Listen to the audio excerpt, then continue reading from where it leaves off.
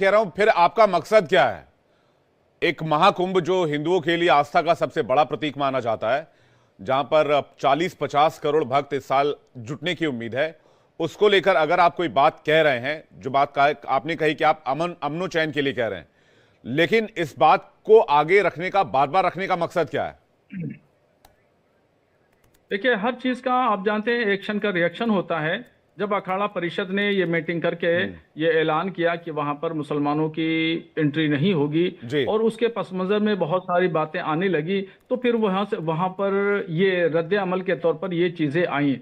जबकि मुझे वहां पे कुछ लोगों ने ये भी बताया है कि कोई ऐसी बात नहीं है, इस तरह की कोई बात नहीं है, खाली जो है वो एक बयानबाजी की तर्ज पर अखाड़ा परिषद ने बात कही है। जबकि वहाँ बहुत सारे इलाकों में मुस्लिम आबादी हैं और मुसलमानों के दुकानें हैं, मकान हैं, लोग अपना कारोबार करते हैं और कहीं कोई ऐसी बात नहीं है।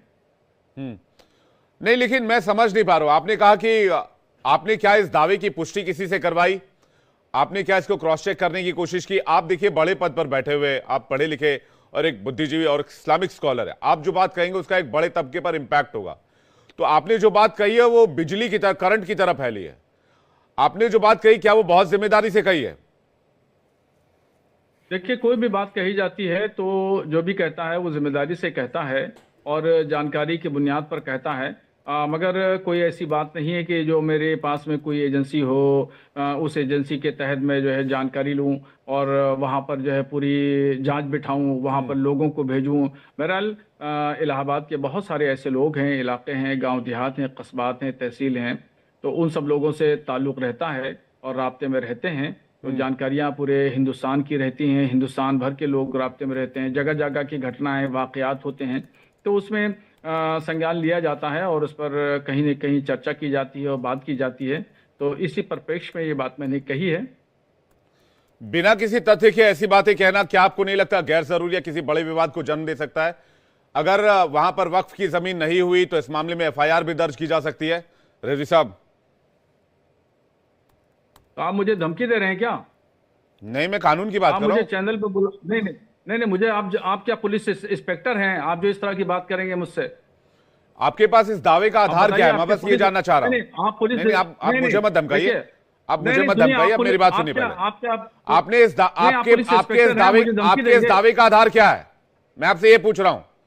आपने इस दावे 55 बीघा जमीन वक्फ की है, आपके दावे का आधार क्या है? गलत जानकारी फैलाने के आरोप में कानूनी कार्रवाई हो सकती है, मैं ये बात कह रहा हूं, मैं कोई धमका नहीं रहा हूं। पहले भाषा को समझने की कोशिश कीजिए आप।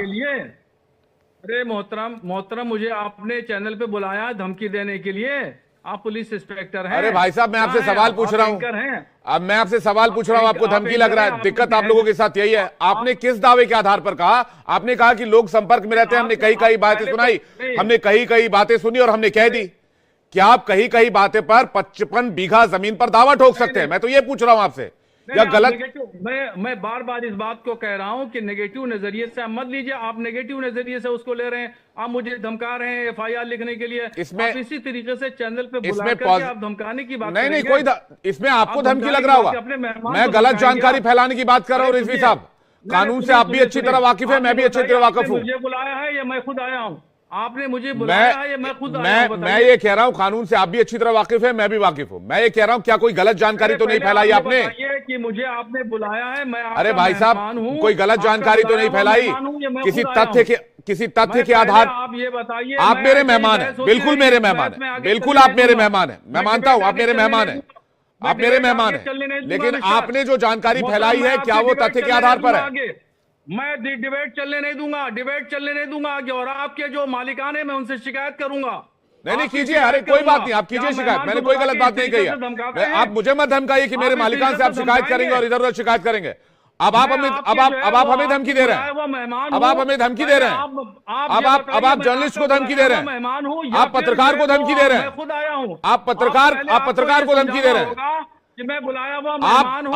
आप सवाल से डर रहे हैं, आप सवाल से घबरा रहे हैं, आपको ये समझाना होगा, आप सवाल से घबरा रहे हैं, आपको पहले ये समझाना होगा, आप सवाल से घबरा रहे हैं, सवाल से डर रहे हैं। शहाबुद्दीन रिजवी जी, आप बौखला गए हैं, आप बौखला गए। सुनिए मेरी बात, अपना आपा मत खोइए, शांत हो जाइए, शांत हो जाइए, मेरे मालिकान से शिकायत करके आपको कुछ नहीं मिलेगा। उस वक्त नहीं होगी जब तक आप बताएंगे नहीं। आपको उससे कोई फायदा नहीं होगा। आपको करना है तो आप कर दीजिए, धमकाने का काम मत करिए। मैं कोई नहीं धमकी दे रहा हूं।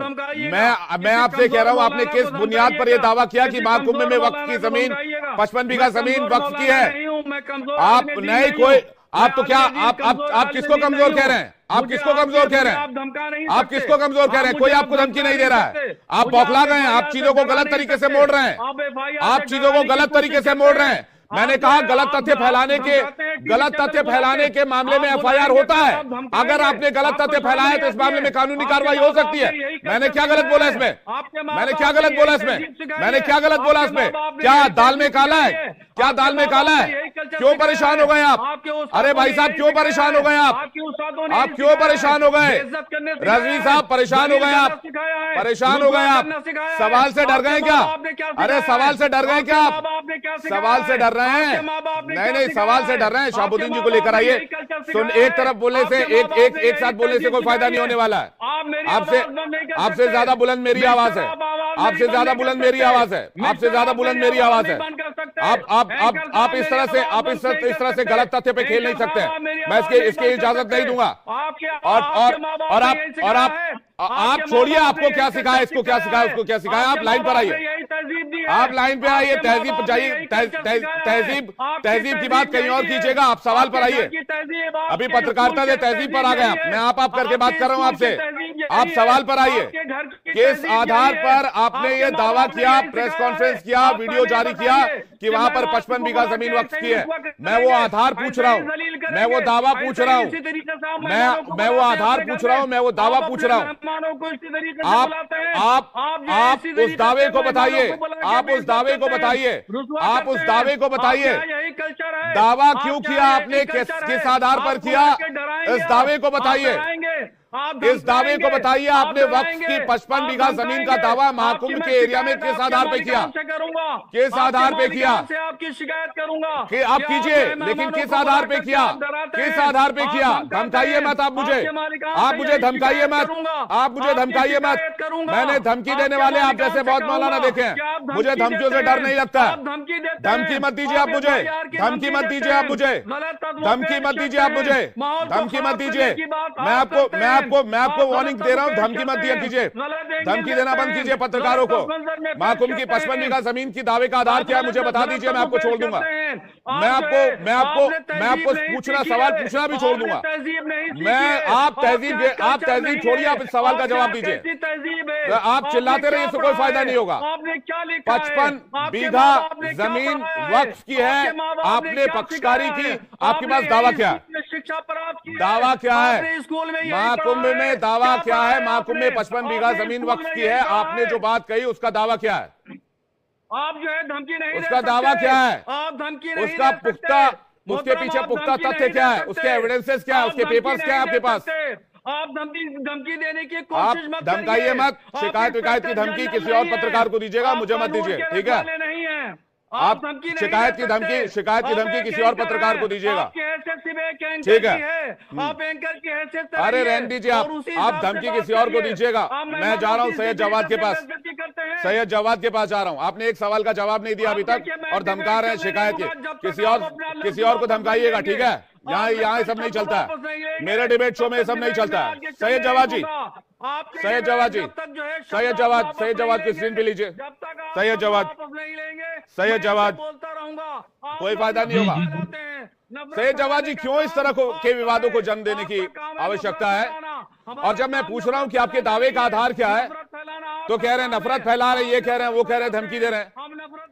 क्या गलत जानकारी फैलाने के मामले में कानूनी कार्रवाई नहीं होती इस देश में? ये कोई धमकी है क्या?